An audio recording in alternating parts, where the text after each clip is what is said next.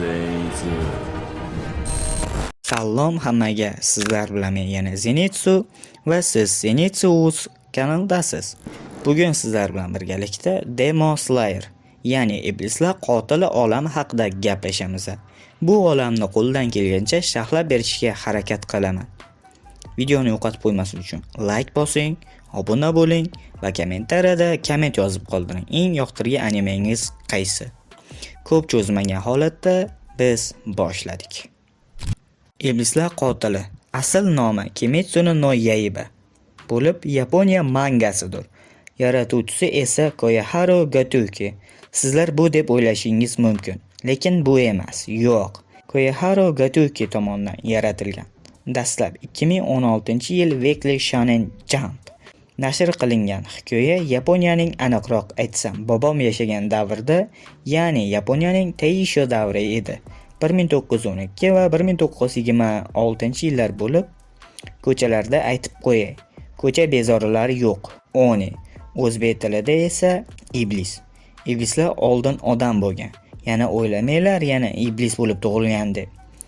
Keyinchalik qasos, nafrat yo bo'lmasa iblislar qiroli tomonidan iblisga aylantirishgan. Iblisga aylangan-da, короче. Iblislar qiroli Muzan Kibutsuchi yuzi kimgadir o'xshayaptimi? Vo, Michael Jackson, Muzan Jackson. Xullas, Muzan Kibutsuchi bir necha ming yillar oldin, qaytaraman, 1000 yil oldin. Bunaqa davrda bo'ylamanglar yana.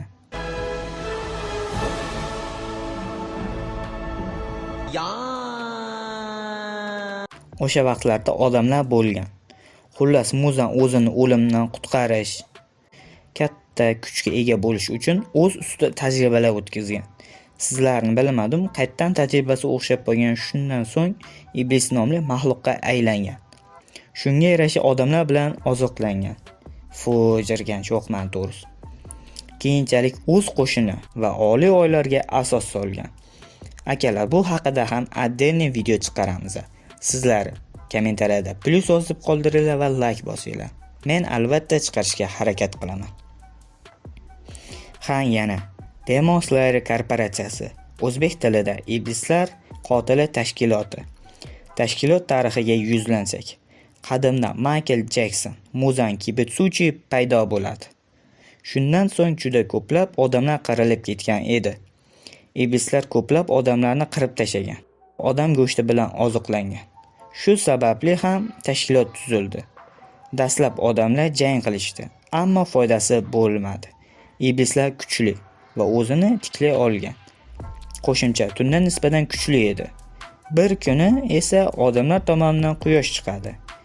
Ya'ni najot paydo bo'ladi. U ham bo'lsa Yorichi Tsukiki tug'iladi. Iblislar qotil olamidagi eng kuchli odam. Shaxsan barcha iblislar qo'rqqan. Iblislar qirol Muzan ham undan qo'rqqan. Nafas olish texnikasi otasi hisoblanadi.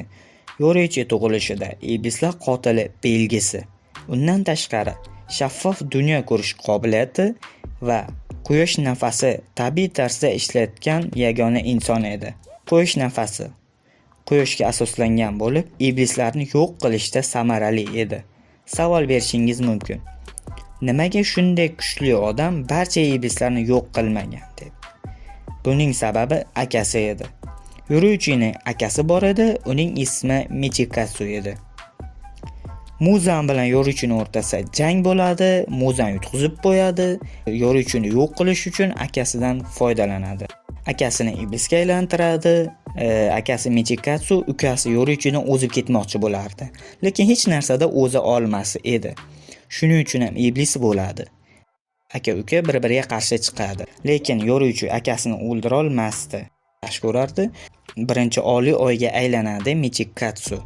Ismi Kokishiboga o'zgartiriladi. Yorichi o'z akasini o'ldirishga botina olmadi, Muzan akasidan foydalanib o'zini himoya qildi. Yorichi uylandi. Afsus, iblislar xotinini o'ldirib ketishdi. Yolg'izlikda yashashga qaror qildi. Bir kuni Tanjironi bobokalonni uchratadi va o'zining quyosh nafas texnikasini ularga o'rgatadi.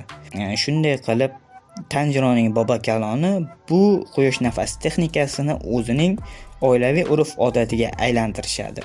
Yorichi o'z akasi bilan so'nggi duelni o'tkazadi. Yo'lovchi 80 yoshlar atrofida edi.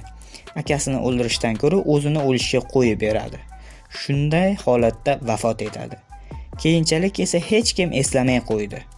Quyosh nafas texnikasiga kelsak, juda kamchilikka o'rgatgandi. Boshqalar quyosh nafasini qila olmasdi. Va quyosh nafas texnikasini ilhomlanib, o'z texnikalarini yaratishdi. Olov, suv, yer, shamol kabi nafas olish texnikalarida paydo bo'ldi. Lekin nafas olish texnikasining haqiqiy originali quyosh nafasichalik qoldi.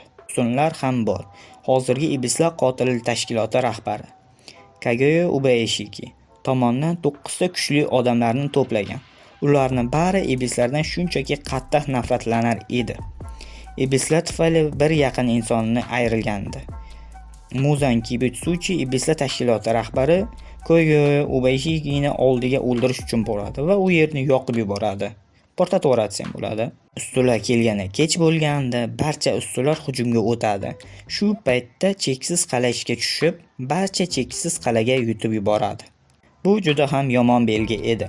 Cheksiz qala Muzan Kibutsuchi tomonidan yaratilgan joy shunchaki cheksiz tarzda ediki, adashib qolish hech gap emas. Cheksiz qala ko'plab iblislar bor edi. Ustunlar undan tashqari boshqa iblislar qotili tashkiloti barcha odamlar shu yerda. Iblislarga qarshi yoppasiga urush boshlanib ketadi. Afsuski, bu sujet oxiri edi. Ko'plab odamlar bu voqeada halok bo'ladi. Tirik qolganlar ham bor, lekin kamchilik. Quyosh nafas texnikasi yordamida deymizmi, xullas uni yengadi, iblislar qiroli Muzan Kibutsuchi vafot etadi. Shunday qilib iblislar hukmronligi tugadi va tinchlik davri kirib keldi. Akalar, videoni shu joyigacha ko'rganlar uchun kattakon rahmat. Videomizga like bosing, obuna bo'ling va kommentariyada komment yozib qoldiring. Keyingi videolarda ko'rishguncha